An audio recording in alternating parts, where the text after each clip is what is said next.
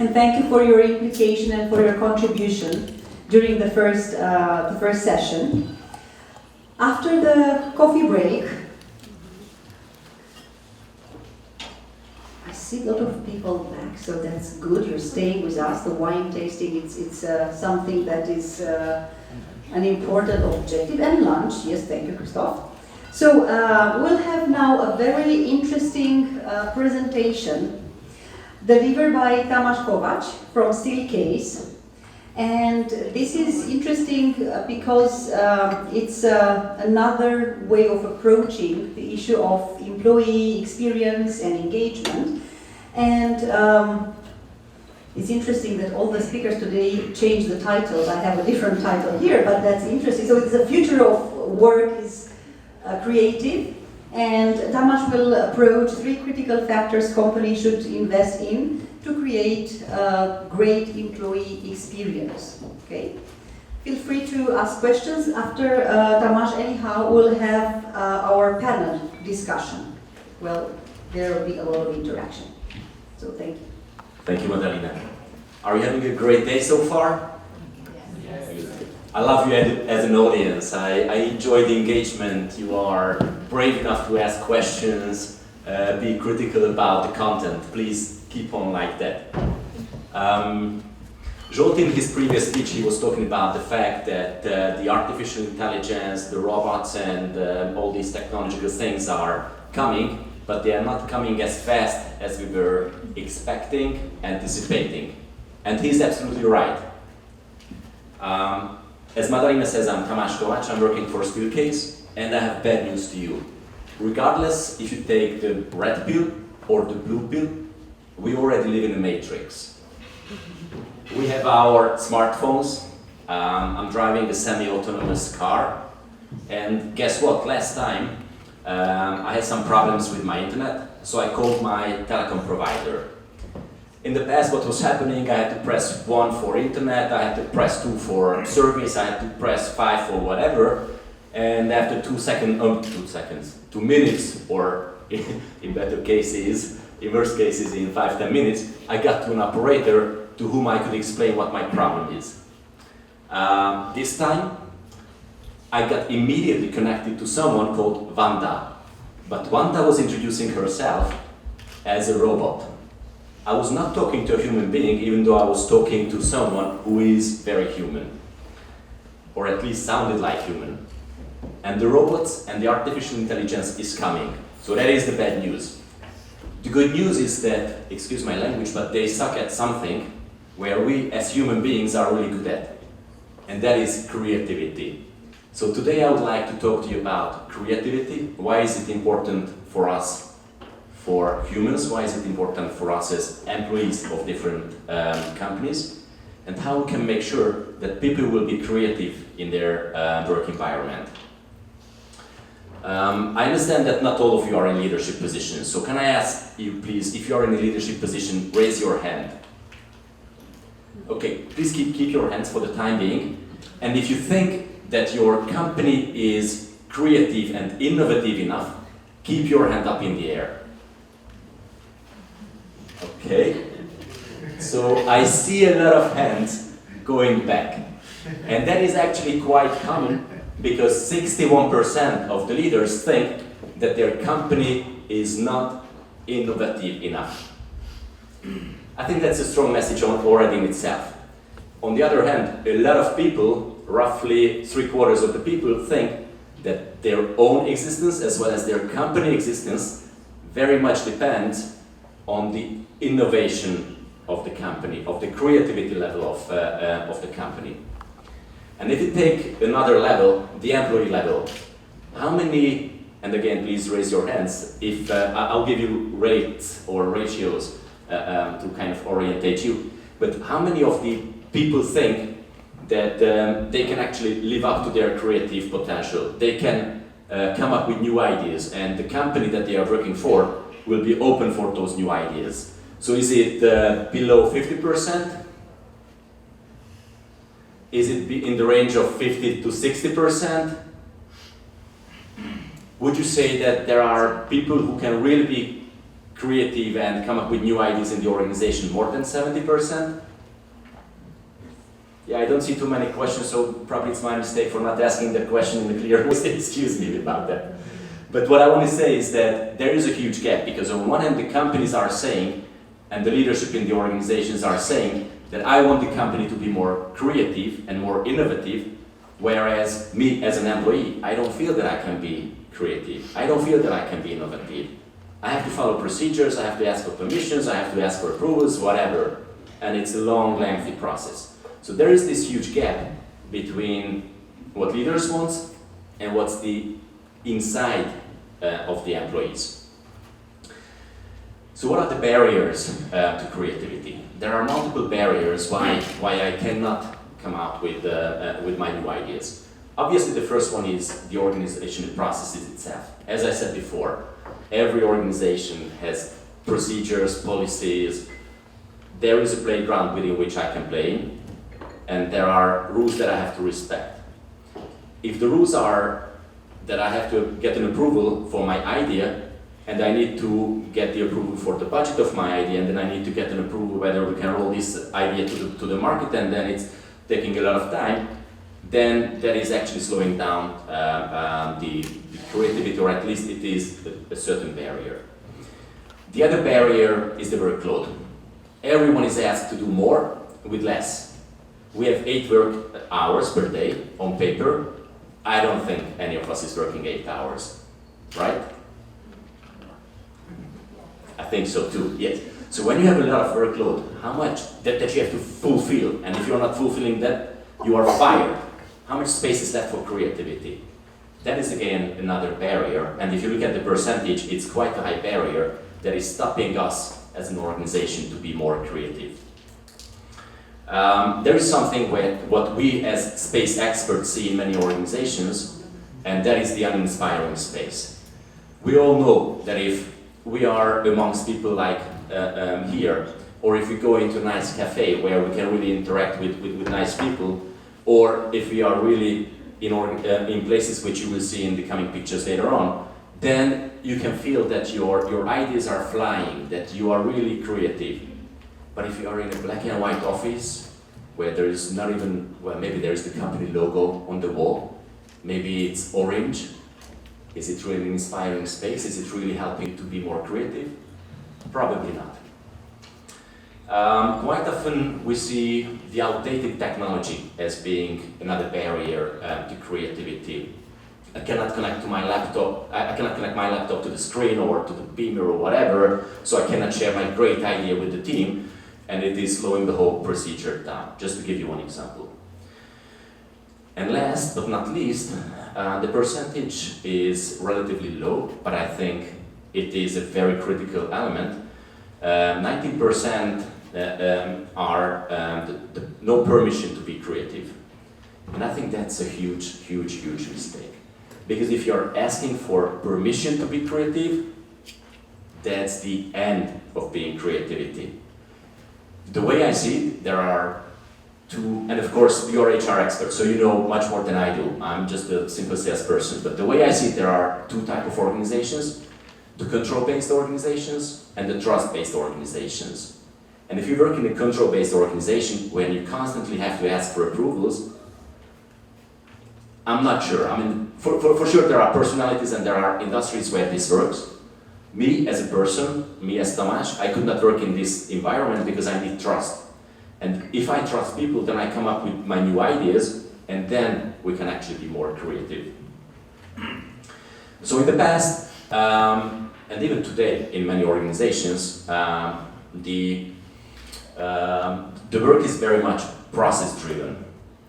Picture building a house. When you are laying down the foundation, then you put the bricks up, then you put the roof up, then comes the electrician, then comes the plumber, whatever. The plumber is really good in plumbing, putting up the pipes, but he's not really good in putting bricks on top of one another. So every person in the different steps of the process is expert within that field, but not necessarily knowledgeable on the other field. If you translate that to office work, this is exactly the work that can and will be taken over by robotic process automation. We have our global business center here in Cluj. I was talking to the managing director of this global center for Steelcase yesterday. She was saying that we are already working with a company who are providing us robotic process automation. And guess what? People whose jobs will be changing are super happy about that. Because today what they are doing is that they are going into EMS, copy-pasting invoice numbers, putting it into SAP, and they are dead not by the end of the day at 9 o'clock or 9:30 if they start at 8:30. So this is the thing that will be taken over very fast, and personally I'm very happy for that. And it's going to be replaced with something that we call the creative process, which looks like this. It's not linear at all, and it's super different. It's super different in many ways because there are moments when you start to be creative and then, well, how can I be creative? I don't have any ideas. Well, what to do? How I'm going to end up at the end of the day? Then there will be the aha moments when, wow, yeah, I have finally an idea, and then I can implement that. But then comes finance and then says, hey, you need to have the budget, and so still there are procedures, but the procedures are going to be completely different. So creativity is actually changing the way we work because of what I was mentioning before. And you would say that, yes, Mozart, he was creative, good for him. Picasso, he was really, really creative. I have this friend, he was actually sitting next to me in school. He's running this creative agency. Wow, he's such a creative guy. But me, come on, I'm not creative. I have no ideas. I can do what I'm told to do, but I have no ideas. So, can I be creative? Can I be the workforce of the 21st century? And the answer is, of course, yes. Because on one hand, there are old problems which have to be solved, either in the old ways, most probably in the new ways, but there are new problems as well, which definitely have to be solved in the new ways. And that's when the creativity piece is coming out of us as individuals as well as teams. And I'm talking a lot about creativity because the way I see creativity is this is something that is providing what this conference is about: innovation, leading. If you are not creative, if you are a follower, you are playing. And winning the silver medal and the bronze medal is probably good, but to me, that's the worst thing that can happen to me. I'm putting all the energy, all the effort in place, but I'm not getting to gold. I'm a salesperson. If I'm in sales, and if I get the second, what it means I wasted all my energy, all my resources, but I don't get the benefit. So that's why I think we really need to focus on the creativity. So, as I said before, we are workspace experts, so let me tell you how does this translate into the work environment. I will be showing you this beautiful graph where you see a few things. First, you are seeing the procedures and the processes that I was talking to you about. I'm not that tall, but that in that segment. That is clear. Still, we have to follow. We are in a regulatory environment. There are some banks here as well, so I know how hard their life is these days. And of course, we have the tools as well that are supporting us to live our life. But there is something that we really think is super important when it comes to fostering creativity, and that is the space. We think that when it comes to designing the workplace, and again I will be talking about this later on, there are a few things that you need to give, but when it comes to user experience, customer experience, what's the most important is you need to give your employees the choice and the control so that they can choose how they want to work over the day. Because as I said before, the creative process is completely fuzzy. And there are times when you need to focus and there are times when you need to work in teams, and those work settings or those work modes are actually requiring different work settings. So that's why you need to give the choice, and you also need to control what kind of information you are sharing throughout your day and what kind of stimulation you are getting throughout the day. And we believe that space is actually having an impact on how we behave. Think about how you behave when you go into a church. Think about how you behave when you go to work. Think about how you behave when you come here or you go into a mall. There are no rules written on the walls. You should be silent here because I'm talking, or you should be silent in the church because the priest is talking. There are no rules written on the rock concert that, hey, here you can be super loud. So in a subconscious way, the space is having an impact on how you are behaving. And we also know that behavior over time becomes culture. And talking about culture and again connecting the control-based organization versus the trust-based organization, if you are able to create a trust-based organization by transforming the culture with the help of the space, that's when you can be successful. So how do we design for a great office space? There are a few guiding principles, and I know you're HR, so I don't want to bore you to death with these design elements, but I will touch upon a few things. First one is this is the ecosystem of spaces where, as I said before, depending on the work mode you are in, you really need to have the right postures, the right privacy, and the right presence. There are more and more multinational organizations where you are teleconferencing, video conferencing. You want to make sure that the people at the end of the lines are really feeling as a part of the conversation. They are not disconnected. Also, you want to allow people to sit, stand, lounge throughout the day, depending again what they are doing. You also need to design for the individual itself, the person. And when it comes to the person, there are 3 elements that we think is important. Something that we call the well-being, and the 3 dimensions of the well-being is the physical well-being, which is very much about a healthy environment, having an ergonomic chair, having access to natural light, with good ventilation, fresh air, whatever. That's the physical element. But also, what's super important is the cognitive well-being. We process so much more data that our brain is capable of, or well, actually, it's not that we process, but we get so much more data that our mind can process that we can really burn out super fast, and there's a super high cognitive overload on us. So we really need to care for the cognitive well-being of the employees. And we are also social animals, so we really need to make sure that the emotional well-being, the heart piece is taking place. So we are not just going to work, but we are going there to meet people as well. And actually, when it comes to the translating the workplace design into creative spaces and how we can help. As I said before, you really need to create the emotional connection. You're going to make sure that people feel that they are part of the organization, they are part of a community. I heard once that in order to trust someone, you need to like that person. But in order to like that person, you need to know that person. So it starts by knowing. If you know the person, then you like the person, and then you can trust the person. And that is what we call creating the emotional connections. Again, it is also linked to the creative confidence, where, as I said before, you really need to make sure that you are supporting with the right tools the creative process and the individuals and the teams within the creative process. And you are really making sure that people in Tel Aviv are talking to people in New York in the same way. And you really need to build a fluid ecosystem where the people and the teams can actually work depending on the work mode that they are having. So what you will be seeing is a few examples of things that we think are important in the creative process, and I will show you some slides. The first one is the ideation hub. That is where you start to generate ideas. It's a high-tech environment.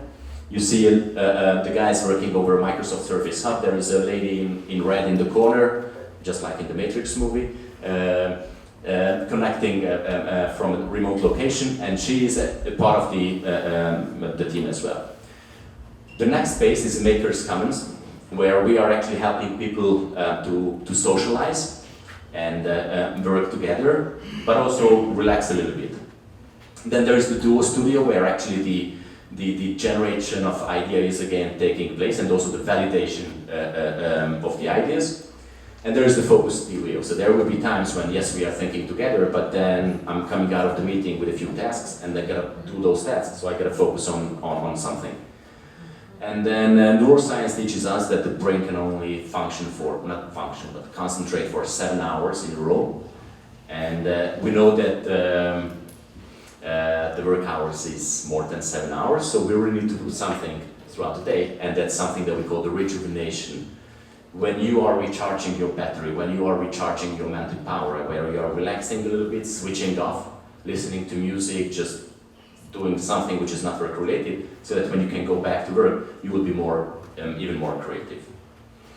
As a part of the creative process, there is again something that many people would call a buzz, but I would call that's the reality of today, and that's the agile spaces. So in the last part of the presentation, I would like to share with you how we are creating our creative spaces to be more agile, to develop faster, and what are the learnings out of that. So on one hand, if you look at these numbers again, agility is something that a lot of companies want. How many of them are really getting it? I think that's a completely different number. So what we see at work is that there is a brand new trend. Would you guess what that new trend at work is? It's actually... The new trend at work is working from home. Well, that is the best. The new trend is actually going to work. Because you're right, and you nailed that. I mean, mobile technology allowed us to work everywhere. I'm personally working a lot at home. I'm working a lot at airports. I'm working a lot in hotels. I'm working in bars as well. Last night I was working behind my wine as well. That is still work. Even though I was doing my hobby, I was working at the same time. But the new trend is really going back to work, because that's where you can connect. And by the way, we often say that the office should not be a location, it should be a destination where people want to go to, because that's where they can meet their colleagues, that's where they can really discuss, that's where they can brainstorm together, that's when they can come up with new ideas. So the new trend is really going to work. And when it comes to agility, we believe that the millennials really love agility for a few reasons. First of all, because it is providing them flexibility, because it's a teamwork, the responsibility is distributed, but they also have more autonomy and a lot less formality. Companies also love agility because their time to market is reduced, they are faster, they have better results, and at the end of the day, they have happier customers. So what we were learning when we wanted to create our agile spaces is a few things. First, you have to be present. And by being present, I mean that when you are working on a project as a team, it's always better to go to be together. That's why the trend is going to work, because that's where you can actually be together, and that's when you can on one hand socialize, but also more importantly you can co-create. The other thing is that what we see with the creative process as well as with agility, it is super important that the results are good, but learning is more important. Because you will get the results by learning, by rapid prototyping. So instead of designing the completely perfect solution for 1.5 years and coming up with a solution that's already obsolete when it's launched, instead you should be more working in an iterative mode where you are rapidly prototyping, you are learning from your failures. There is no such thing as failure anymore. Either I succeed or I learn. So you are learning from your prototypes, and that is going to be the major important thing in your new role. We also learned that you really need to build a tribe. You really need to build a community. People have to have this sense of belonging, that they are part of the team. Because the moment they are part of the team, that's when they start sharing, that's when they start to build on each other's ideas, and that's when they are coming up with the new solutions. And for the leaders, I have one message: get out of the way. You don't need to be the leader. Instead of the leader, you have to be the enabler. Instead of telling, you have to kind of motivate. It is really, really important. Don't tell people what to do. Ask people what they can do. and they will give you much better answers than you would give on your own. So to summarize, and to build on the theme of the event as well, it's transform, lead and innovate. In order to be successful, you really need to transform the workplace. By transforming the workplace, you are transforming your culture. If you are transforming your culture, you can be more innovative, and if you are more innovative, that's going to put you into the leader position. So thanks very much for being with me today, and enjoy the rest of the day. Thanks.